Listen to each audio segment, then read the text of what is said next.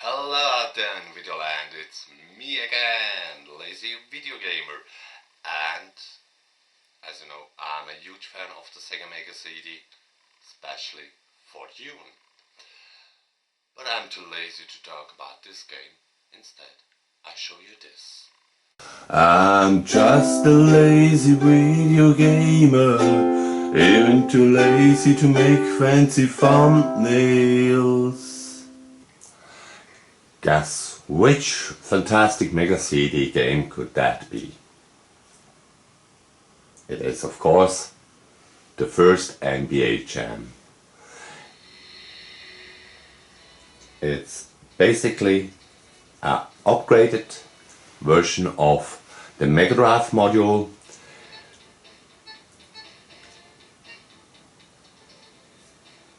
with a fantastic sound, even more better than on the Genesis or Mega Drive, as we call it, and with a new updated player raster. Sadly, it is not longer possible to crash the board of the basket. That was a cool feature. In the Super Nintendo it did it occasionally. On the Mega Drive you can actually control it when it happens, but in the Mega CD version you have better sounds, a new raster, as I mentioned, but there is something missing. You want two things, you lose one thing. In my opinion, at the end of the day, it's a win or a win. It came with those famous halftime report videos, but on the Mega CD they were different from game to game. There were some variations in it. The game actual is very simple for those people who are not familiar with NBA Jam. It's a 2-on-2 basketball game without rules, or let me say, not more rules than necessary. It is funny because I grew up with NBA Jam and there was a sequel, NBA Hang Time, after the NBA Jam franchise, but there was also a predecessor. It was in the arcade, it was converted to the Mega Drive and the NES with some difference, and I'm talking about arch rivals. So there were arch rivals, NBA Jam Tournament Edition, and then came NBA Hang On or Hang Time and NBA Hoops later on the Dreamcast.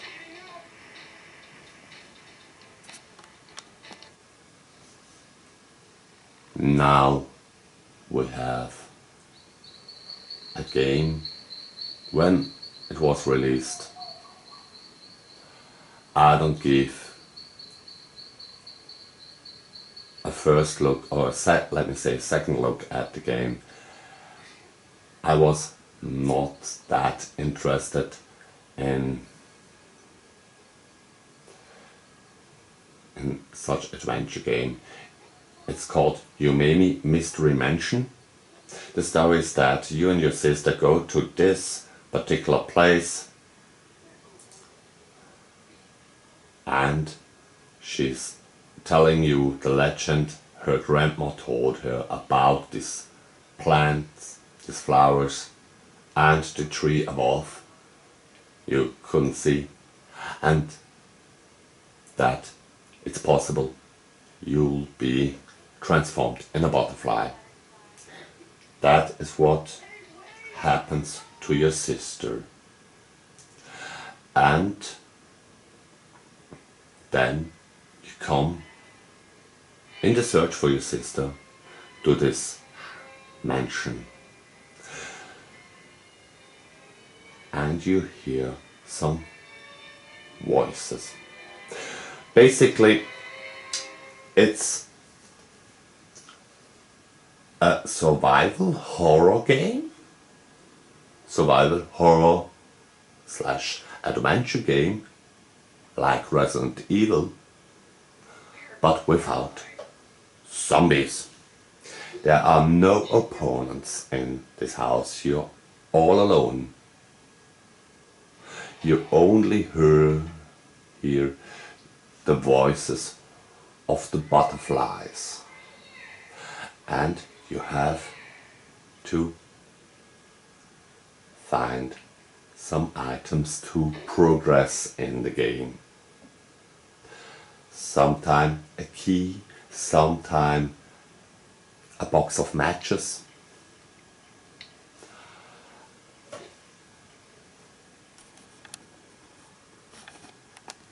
One fact, I think it's in my eyes funny. When I played this game first, I recognized it as a rendered CGI game. Officially, it counts as a full motion video game. You can talk about this and you can fight and argue about this. But what you can argue about is that when you're patient and wanna try this experience, it is worth it.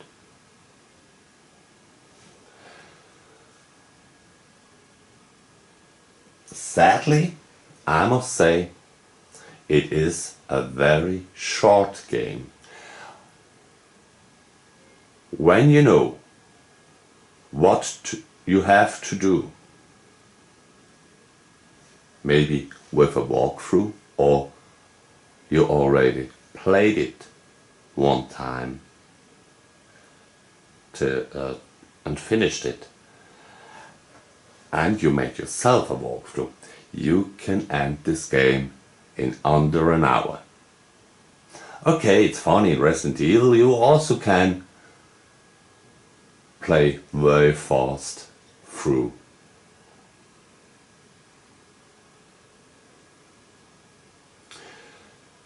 You get some hints, you get some tips, and maybe you can rescue your sister. It isn't cheap anymore nowadays. It costs me the new price, almost 25 years later. But as you know, I collect for the Mega CD. In my eyes, it was worth it. If you can find it for cheaper and you like such games, give it a try. And if you have the luck and live in America, the American version is what I saw a lot cheaper. That is a fact for almost every Mega CD game.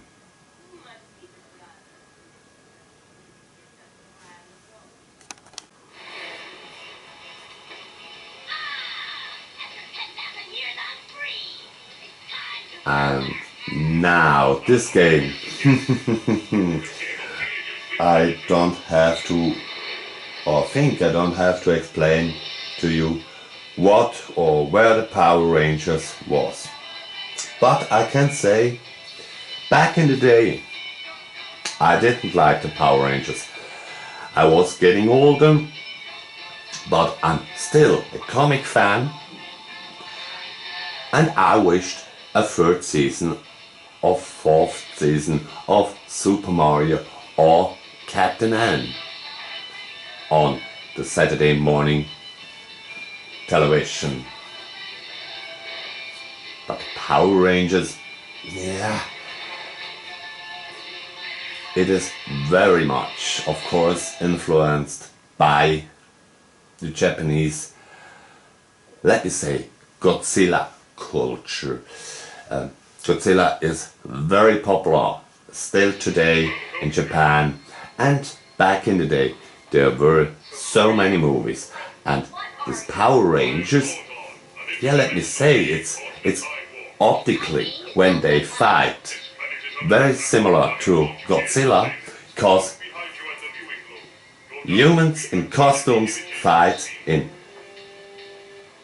miniature cities, in little scaled, downscaled toy cities to look like big monsters fight in the huge city. This game isn't cheap. It was, when I bought it, double the new price, and today it's even higher. If you can find a reproduction or find it cheap, give it a try. If you like Dragon Slayer, if you like road adventures, but are a little bit frustrated with the difficulty level of those games, because this game is a little bit more forgiving. Yes, you have to push up, down, left, right, A or B or C, but you have a life bar, and when this life bar is empty, you lose your life, and not with every wrong command you put in. And if you finish the game, I'm not quite sure, normal or expert mode, you can watch the whole episode or the whole game as an episode, and maybe can enjoy it a little bit more than, let me say, Night Trap. In Night Trap, the big problem was every time something interesting happens on screen, the orcs was appearing in another room, so you gone game over. And if you wanna have something new about the story and the mystery, and here it is different. Here it's, as I said, in a Dragon Slayer style. You have the commandos you have to put in, but it's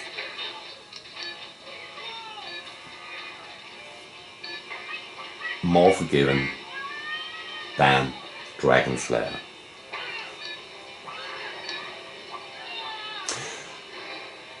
And also, again, if you are living in the States, or you don't collect the European PAL versions, you can get this game cheap or cheaper than you have the PAL version. If you have the ambition to look for the PAL version.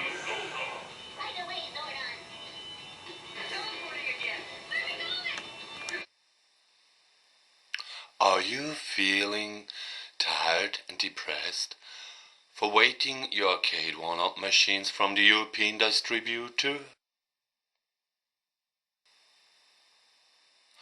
Don't wait.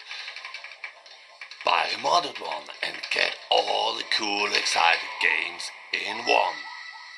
Just go to eBay and look out for Japan Arcade and buy yourself an arcade one-up modded with a Pandora's box. On the box 14 with Killer Instinct sold separately.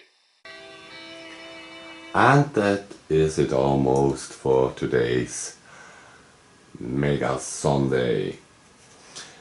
We're coming now to the Namco game Starblade. I always thought that the game actually is called Starblade Alpha, but that's not true. The game is called Starblade. It is an adaptation from the arcade game with the same name. And Starblade Alpha was an upgraded version for the PlayStation 1 and the 3DO. But more known for the PlayStation, but it was first released on the 3DO. Okay, back to this version. It's a rail shooter. It's hard as hell. And of course, there are graphical limitations with the Mega CD. The Mega CD hasn't enough power to bring you all the glorious graphics, or not so glorious graphics, than the arcade. As I mentioned, Starblade Alpha looks better, but of course it was later released on a more powerful hardware. What you see now on the left is one of those big ships. These big ships has some grey or blue or red shaded textures. Plain, simple, but okay. But the big difference to the arcade version is that the little ships and the little bombs and projectiles are wireframe models. Okay, they fly very fast through the screen, so who cares? Back in the days when this game was released on the Mega CD, yeah, many people cared. I remembered when I saw the game first, my impression was, if I be honest, this looks boring. It has not much colors on the objects and only wireframe spaceships. Why shouldn't I play that? Nowadays I see it, of course, through the eyes of a collector or a nostalgia or nostalgic freak. And I think why I bought it, why I didn't bought it earlier. It makes real fun. Today, now, my love for shooters is bigger than back in the days.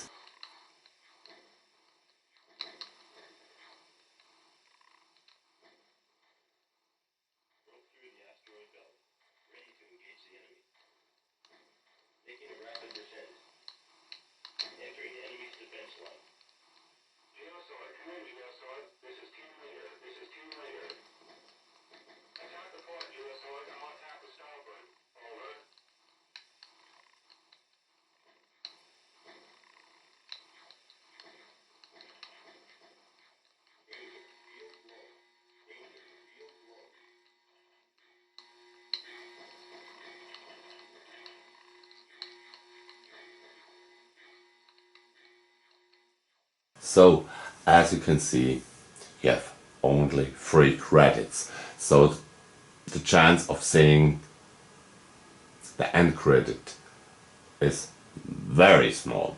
So this was it for this Mega CD Sunday. I hope you enjoyed it. Feel free to subscribe, leave a commentary down below, or even better, play your games. Have a fantastic time, and don't forget, the game is never over. I'm just a lazy video gamer, even too lazy to make fancy thumbnails.